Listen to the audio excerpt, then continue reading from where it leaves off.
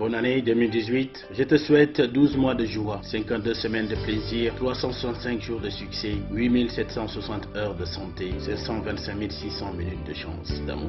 Meilleurs vœux pour 2018, je te souhaite une excellente année. Une année à ton image pleine de générosité, remplie de joie, de bonheur, de succès et une santé de fer. Que le chemin de l'année 2018 soit parsemé d'éclats de joie, de pétales de plaisir, qu'il soit éclairé par la lueur de l'amour et l'étincelle de l'amitié. Bonjour, bonsoir, ça dépend de l'heure que vous nous suivez partout dans le monde. Vous êtes sur CL News Télévision, chaîne il y a Mamou Christelle Larose. Vraiment, tu y as une émission, tu y as une émission à Sika. La chaîne est mingi quoi. Donc le lot a une émission sur CL News Télévision. Trop sur la vie à la jeune ratakin. Ndeni ba jeune ba se comporter na ratakin. Ndeni ba jeune na ratakin. Bazo souffrir.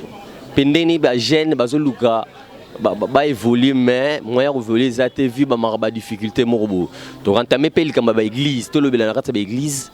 Ndeni ni na l'an 2017 bilan ni pour mutunyo ce soit comme na suka année, suka semaine, salaka bilan hebdomadaire, soit comme na suka journée, bilan journalier, comme na suka année, de faut total bilan ou ezali bilan annuel. Est-ce que l'église ba remplir ba responsabilité dans notre église ba faut cheper mboka. To le bilan yango, to le appel la musique, bana ba mona na rata musique na Congo mikolo, bana pe ba mona na te et le pourquoi. C'est pourquoi to za wana ba ndeko na biso to koloba to développer ensemble. Comme ça, on va se présenter. Bonjour. Oui, bonjour, Papa Trésor. Papa, comment on est? On a héritier. Héritier. Ah. Papa, bonjour. Bonjour, Papa. Papa, Kombo? Comment on a Jordan? Jordan. Namo Panzina Kotozana, Papa Msusu. Bonjour, Papa. Bonjour. Papa, comment on est? Alexandre. Alexandre. Papa, bonjour. Bonjour, Papa. Kombo? Kombo nanga Michel. Michel. Et le on a papa au moni ba jeune élégant, ba jeune abandal pe ba jeune ngirngi. Tout ça wa, tout lobela. Comment on a évolué pour la entamer donc tout lobela na liboso pour na église. Donc tout banana nous, na papa na biso na mopanzi papa, est-ce que ko pesa biso na nous importance église na mboka. Importance église na nini? Parce que tout le monde est l'église et baby c'est l'église. Il faut que l'importance importance l'église. Mais total la sigo est-ce que l'église est baby site ou baby cité. Importance l'église n'a pas besoin. Bon, l'église d'abord est le rôle est place où est sanctionné premièrement tout pour na koyoka liloba wa eza nzambe. Bon na kati l'église tout ça ba mambo belé. L'église a bien ezali, l'église a mabe pe lelo ezali tokolo bateke l'église union surtout eza mabeto union surtout eza malamu. Mais important c'est l'église eza que batu ba yaka basangana po ba kanon liloba nzambe basala pe o nzamba lingi. Papa le biba sala o nzamba lingi. Na habité mutu soro ba qui s'appelle important c'est l'église a. Bon, papa Alex. Ouais, premièrement on remercie pour la parole. Na PSP Mbote tourne ba la nangai na la France, Belgique, en Afrique, donc partout dans le monde vraiment la PSP Mbote. Na remercie papa parisien pour toi je suis papa parisien na Ngiringiri sur Sayo entre Bambil Bondo na remercie moi pour la place. Mais église ezali église net ndonanga sur le artiste. Église ezali le moment où ils ont réunir. Ils ont réunir Batou pour un seul but. Kotal sa Batou ndenge nzamba lingi o nzamba lingi. Yangwana. Mais malheureusement na Kinshasa awa tozo connaître baka ebele. Le lot tourne ba faux pasteur, tourne ba vrai pasteur. Ba vrai pasteur eza toé ba bon ba fruit na bango, ba faux pasteur tourne na bon ba fruit na bango. Pour ouvrir parenthèse, no betel solo moro boy o lega na kin awa ya pasteur moro boy na niveau ambinza. Nous avons combattu pour ne pas être poursuivi dans la justice. Parce que mon adjoint Mbinza, maman m'a botelé moi na moko. Maman sommi lupangu, tellement que moi na zana Lubumbashi abi que non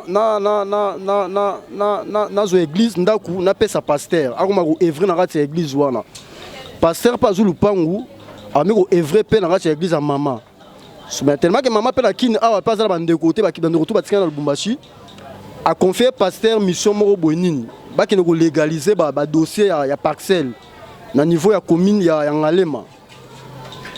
Pasteur pena maman va commencer à démarche pour légaliser par document parcellaire. Mais ce qui est étonnant c'est quoi? En pleine démarche maman est au Koufa. Maman est au Koufa. Pasteur a changé mikanda nyon soit na kombo na e. Bandeko na nga France, ya Belgique, bota mamule na kin awa.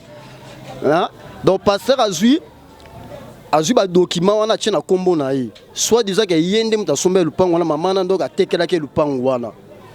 Nepso que non moi si maman na ya maman na uti Lubumbashi ba benge aye nangonga o je vous parle oyo pasteur na kolo moi na kolo na moi na kolo ndako wa kufi bazo wele la palais bazo na parquet donc pasteur abi que non on a parlé na ngai donc ça ba aventure to kuta on a kin awa vraiment ba passer bon mais vraiment changer ba comportement deuxième son orbete ya pasteur moko boy donc pasteur on a ya pasteur à délivrance ndeza la sermon na église azolu kanzela poto.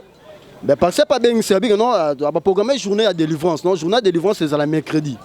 Abisomba huile d'olive. Ah, donc on a un journaliste, on a que non, la serre pas sombi à semi huile d'olive, à un an je sais pas ça.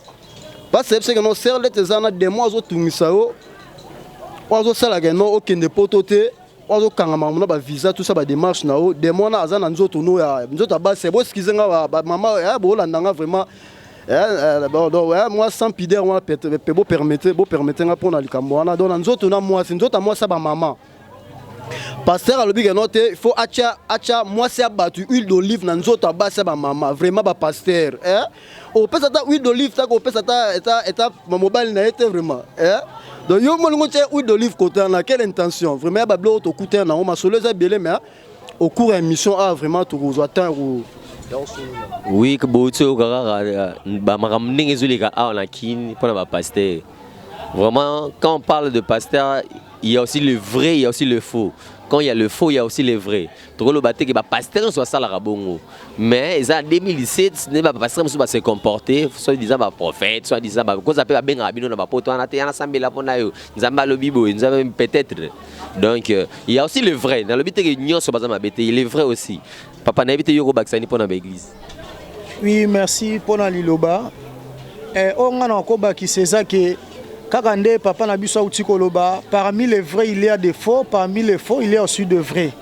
Dans les lots, l'église est belée, comment on sale la maloba nzambete, comment on sale on a intérêt. Or, Bible zoloba, nzambe appelle ça qui a pamba, biso pe sengeto pe ça pamba. Mais les lots est commis, basali ba église avant oya ozwa prophétie, il faut ba futa mbongo. Na yebite est commis magablo to eza place malobo nzamba tikela kibiso ki to salela lelo to komi nazana pasteur collègue moko to tanga na ye je crois place ali azolandanga komo ayebinga malamu azana bandala wa justement après ba étude boye na moni mutuna ba zambala rouge o yaka na komi prophète okomi prophète na ngwa désigné parce que tebi muta désigné muteza nzambe mais lelo to moni ba église ekomi tellement ebelé basia mabala bakomi kotika voir même bandaku na banga mabala bakendaka ba 50 jours na église na période nzambe ti tebi masolo ngo ezala bongo te ba mabala ekomo kufa likola ba prophétie to yebi te est-ce que ba prophétie nyonso ngo ezalaka ya solo to ezalaka lokuta bakomo zo babuka mapangu nzamba lobi semelo pangu po asalela yo mutu azana pasi aye pa nzamba sunga abandi kozwa su ye azana ngo banda ko seme bongo lobi akozwa ni et le contraire bato wana pasi bazana ngo pasteur azana ba bien mais azolingo salisa bango te na yebite tozo kende wapi to toza wapi to maloba ngo eza on nzamba tikela kibiso tozo comprendre te vraiment tozo landa pe ba suggestion ya batu par rapport à pasteur to avena na frère na pas à gauche frère yo pe nabite so gros baksani pour ba. Oui, merci d'abord pour la parole. Bon, nous avons l'église chrétienne, l'église bateau. Premièrement, l'église est comme tellement de commerce commercial.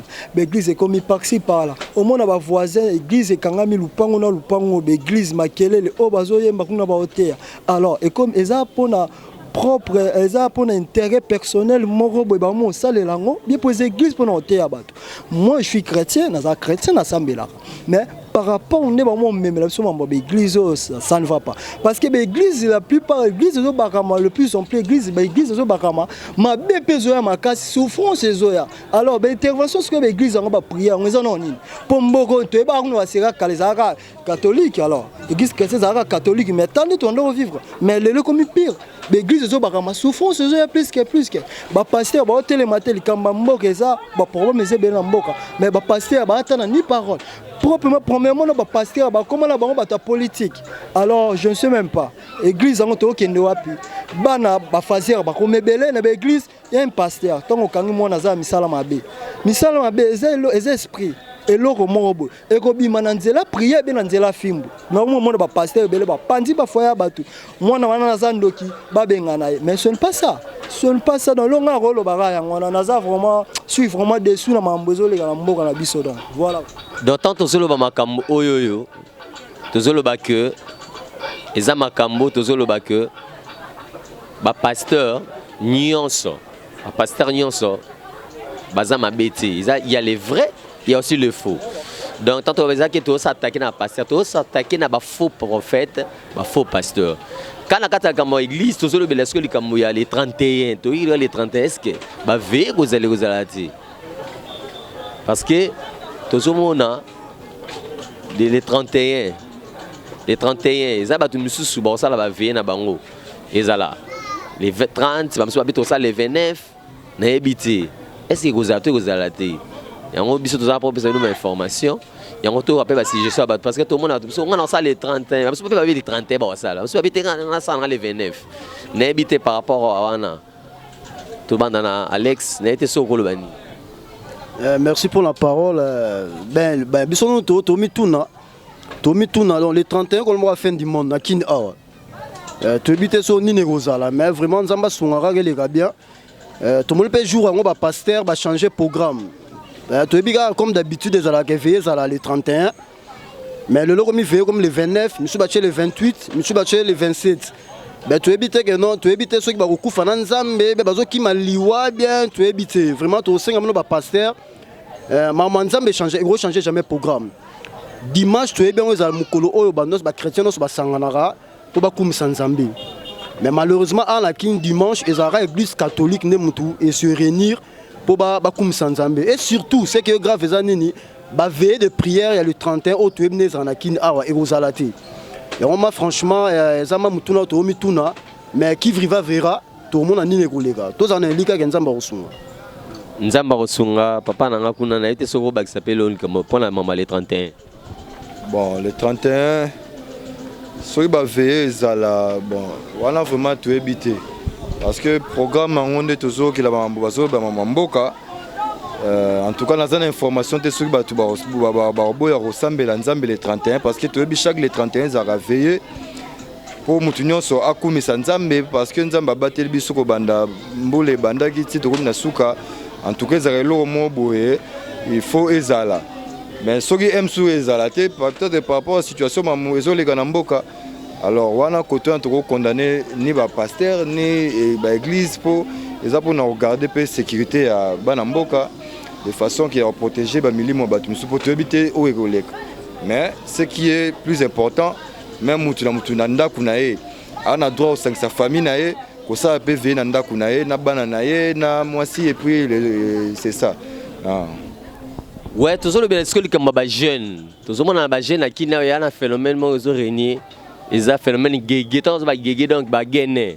Agene za masango izo mela manakina trop na yebi ke bino pe boyebi ba gene izo mela meza ba jar ba lotoko izo mela manakina trop eza pe na phénomène moko fekodi do ba bi fekodi eza fédération congolaise de discussion inutile de ba katango fekodi donc senti na permo boya la sengle mo atemi na kona ba ya ba beta masola renaissance e mo pe ba bandi ngo tonti 15 ba beta ni bambata e mo sili ni na kena kwana ba nazu ba gene na ya boaki na e bona ebite vie ba jeune wana on tolo bena bandeko fekodi ba expliquer bino besoin na poto pa boyi ba fekodi te pas na kin fekodi so yo mo na fekodi so yo kuta ba gege zo beta mana bona na habité ba to mena mo ascolter ba primiste ba sanganyo so na te parce que ba habité on za talo donc bango na minute so habité ba kina bona gege et on a tout na nous pour na fekodi na gege to bana ndeko na ba to expliquer maman za ndenge na kini bino mo bozwa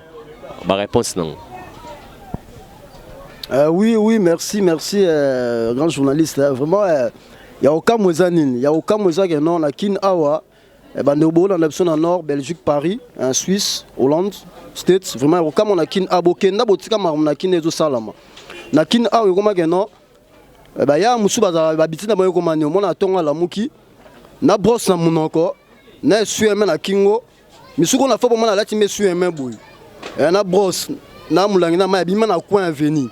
Abandi masolo moni masolo pa bandeza nini masolo bomara bayaya ya obeta ka masolo abatu ya bo kuta na bo pesa ni mbote mais o pesa mukongo boy amo bomayo amo beta sur la vie na yo amo expliquer même oyo sala te vraiment donc nyo sona to senga gouvernement vraiment asunga ba jeune bazo ba emploi o moni que so ba jeune ba emploi même fait kodi on a ba discussion inutile na ba coin et ba sala mal sous-souté vraiment gouvernement bazo kamba biso vraiment boluka moyen ma bo sauver génération oyo les alwa génération moi sacrifice vraiment hein génération baby pourquoi première mes années manque d'emploi deuxième mes années quiti donc nakin awa quiti comme nango autorisé c'est-à-dire papa même amoni maman papa même amoni mwana azo melane gege papa zol ba sous-souté pour papa e moko muta gege omoni donc papa zo tina mwana so mele gege papa zo tina mwana 10 ans ko so mele gege mwana 10 ans père ko so ba gege ana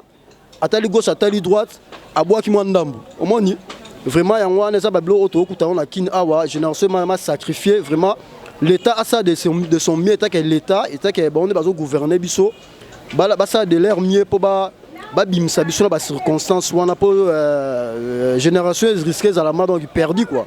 C'est ça, bref, c'est ça. Ouais, papa ko baki s'appelle na maman fekodi na maman ya bagege na été so peko za na likambo baki. Oui, papa likambo baksa ekozanga te parce que ce que zalaki ke na mboka na biso bato abeta basala ba discussion inutile.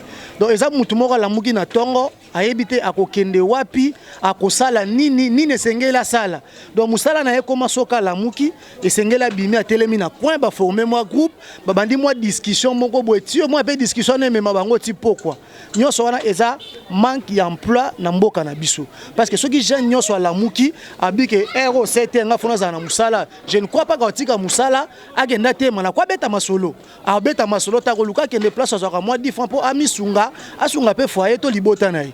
Donc yango to senga vraiment na autorité na biso ya mboka so bazo landa biso de près ou de loin mais bino bat bo libanda mboka bo landa biso en tout cas bo ça vraiment ba fort pour na autorité na biso mboka parce que génération oyo eza vraiment génération moko sacrifiée. Pourquoi to benga ngo génération sacrifiée parce que misala ezate kuluna ezo du jour au jour to ya kuluna ezo mata pourquoi ezo silaté mutamoni ka fandi banda tongo tipo ka peut-être azui même pas lipa 200 francs kolia akosimba licheta temi na coin amoni wa uti ko coopérer fa luka sala moi soit moi 10 francs pour pas que na mela moi gege wana aki ache moi kwiti alali pongi na pokwa azongeli so opération oh mutu wana soka bimaki ake musala azongi na pokwa na moi 100 francs na poche je ne crois pas que ko bimaki ndeko sala biloko wana zo sala wana akosala ngoti yango to senga vraiment na autorité na biso ya mboka batala vraiment likambo oh parce que ce batel likambo te mikoto okende liboso ekozala vraiment danger pour la jeunesse congolaise.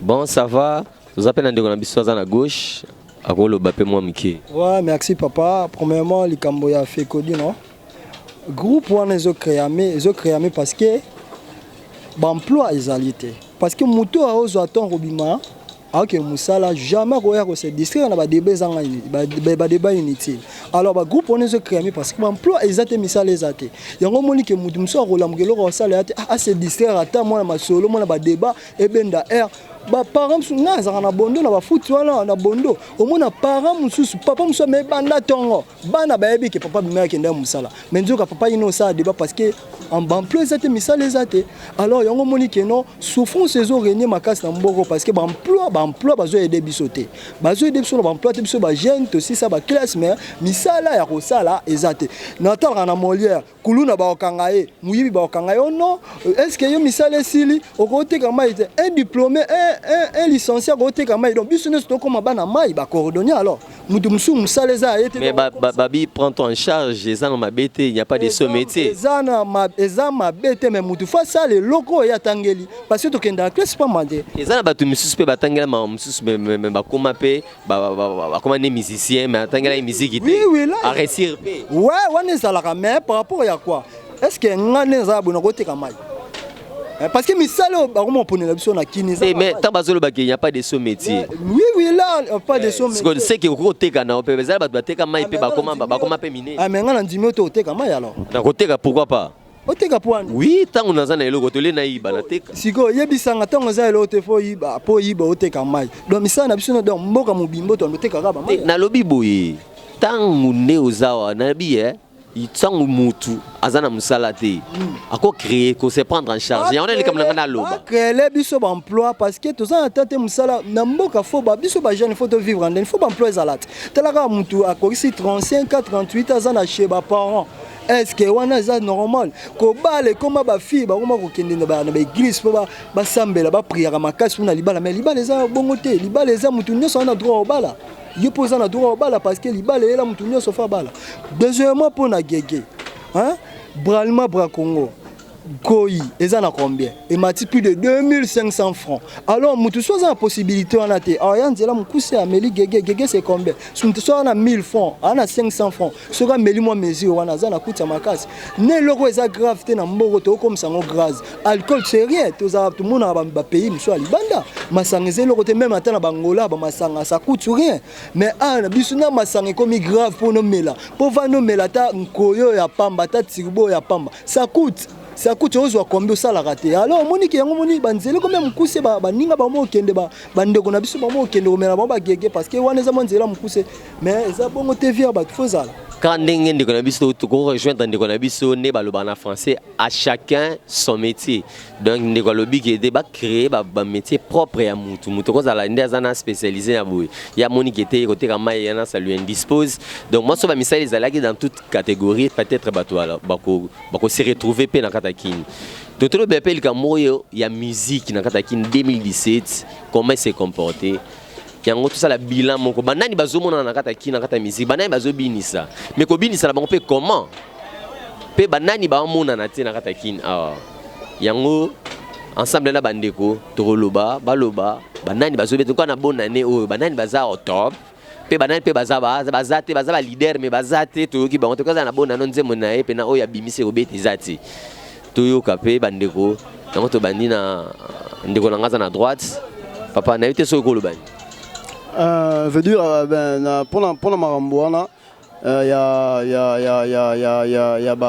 musique congolaise vraiment mon musique congolaise normalement ils allaient musique morbo oyo ba vie le roi ba vie calé ba vie le roi là ba vie luambu ba vie le roi ba rochero mon ba vie morbo ovma ba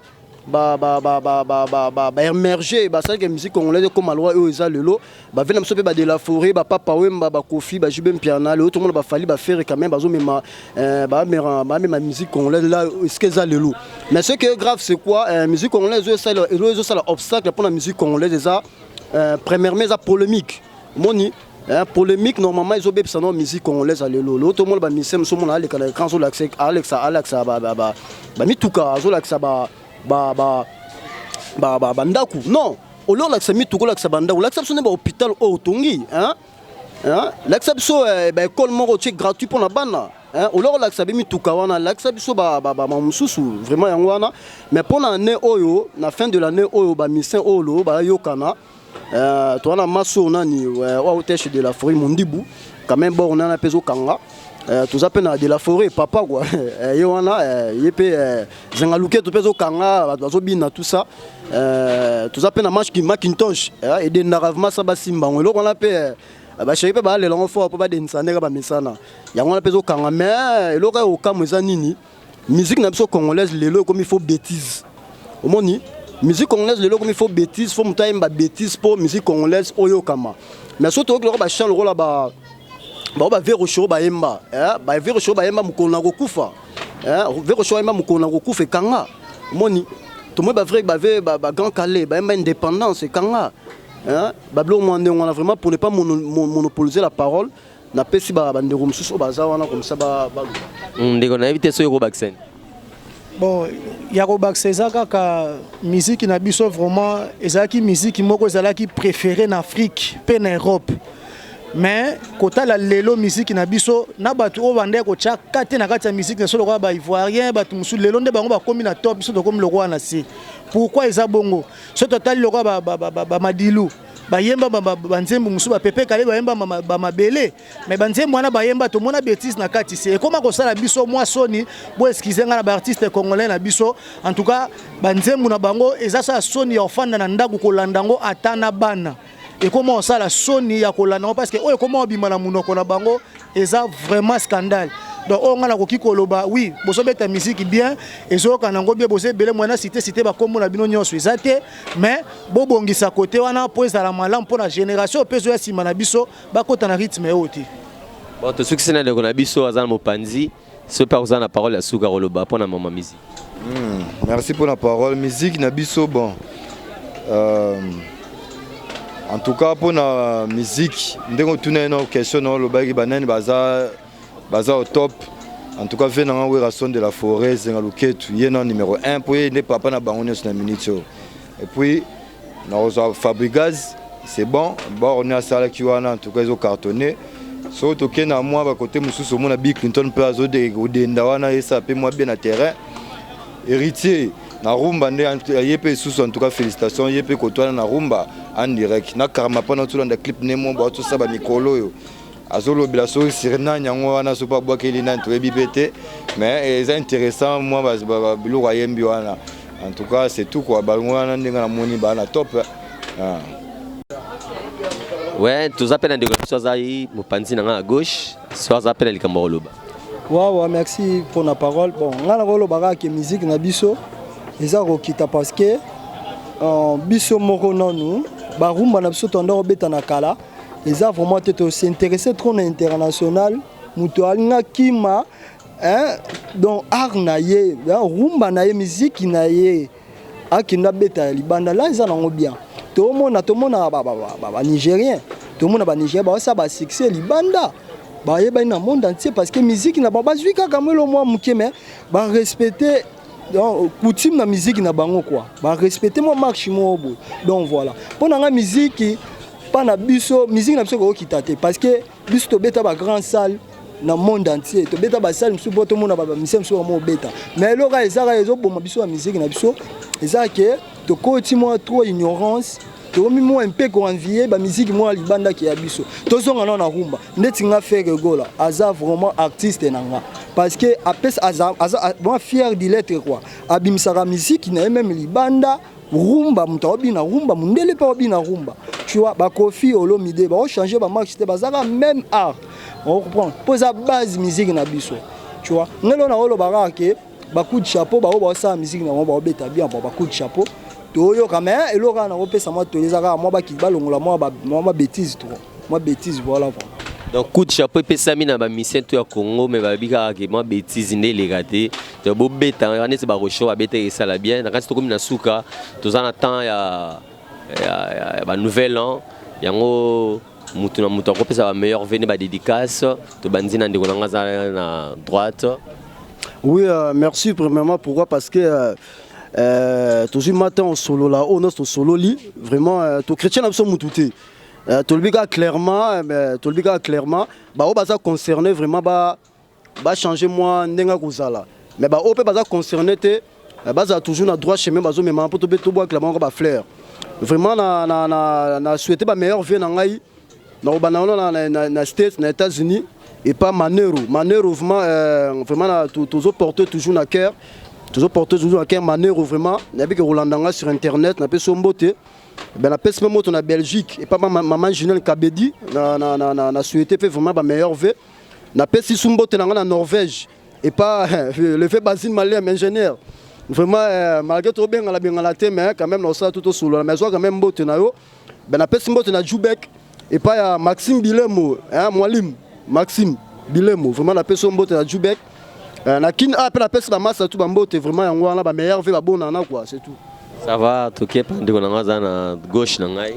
Premièrement na pesi non bambote nanga ba meilleur vœu na papa Pinzo la meso grand prêtre donc il place Hollande nanga ba coup de chapeau na quoi. Na pesi mbote nanga na Londres na Paris pas grand frère propre grand frère na biso Didier atika balé qui n'était Didier Mafuta donc tito za boizande pour na grand frère nanga vient nanga bona place à na Paris na Tcheba Salam ba grande sœur nanga ba Suzanne na Londres ba sœur nanga propre lisou ça na États-Unis Florent Amarula donc je t'aime vraiment ba sali na bino donc ba meilleur vœu. Ça va ndeko. Na pesi non ba meilleur vœu nanga pa papine sur la messe po yende mutu aza hauteur na biso nyonso nde toza awa parce que ces missions yende muta bengisi biso alors na baino na ye après on peut sa petite sœur dans les États-Unis Henriette Bongo on peut sa ndeko nanga grand frère nanga za na Belgique Doré Godoze papi Kevena papi Ngambi et puis ndeko nanga za na Angola pas José et puis moi nanga na linga mingi Marco Johnny quoi en tout cas suki wana Jenny Makai Talaga grande sœur propre na lela fois ba gros bisous J de Mafuta Freddy mère nanga moro Mambasa Yvette père nanga mo de Jano donc na lela bino fa Wow papa na biso kuna na suka. Ouais merci ngai na pesi na liboso na pas kumisi na Nzambe parce que apesi biso souffle banda janvier tito komi na décembre et ami balé na pesi famille nanga mobimba famille Kasalix ba meilleur vœu le vœu de bonheur.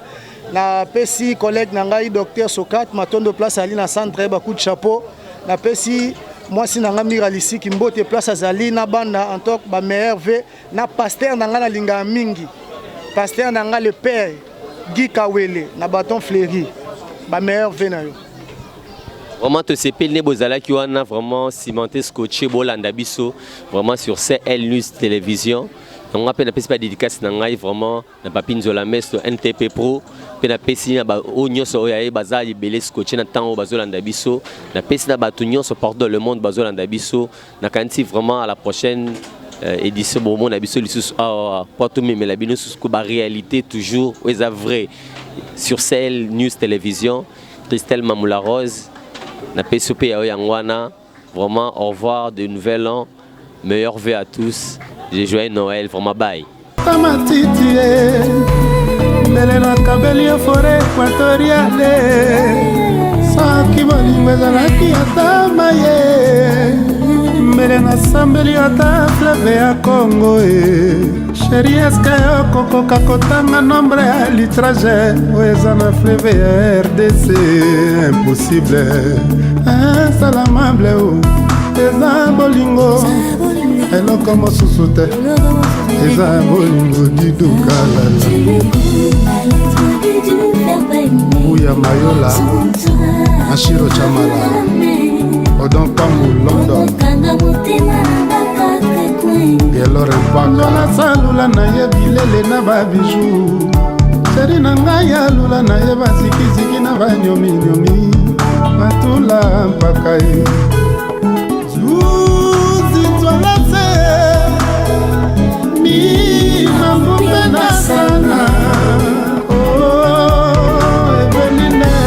Oxon Madera Bosco Boble Tati Tigana Zureta Hilary Doper Triple Beti Petwene Naponi Ozala Monitara Motuka Bolingo Apamwa lolenge ya kokumbela bolingo Pandana devant marche arrière te na vitesse ya sukai Moko l'examen bongo totala soki na ko échoué bozwa na bino bamengo botikela ngai yeye soki bopiminga mai ya komela bopesa ata kongo bololo nakomela yango sans hésitation mpo na bolingo ya nzwalas. J'aime mon amour pour l'amour, j'aime Nzwalas pour la vie. Mamadou Ariso, Ebia Taki. Motabungisi mbango elekaka nango, oya bungisi diama elekaka nango, motabungisi motuka elekaka nango, oya kufeli moto ke souffrance, mokozangi bolingo, susi mpasi na motema. Jacques Nzanga Yeye na kolela bolingo Jérémy Vita lokola bebe alelaka inya mama atako pesi $1 million pamba susi libele to biberon dize kombe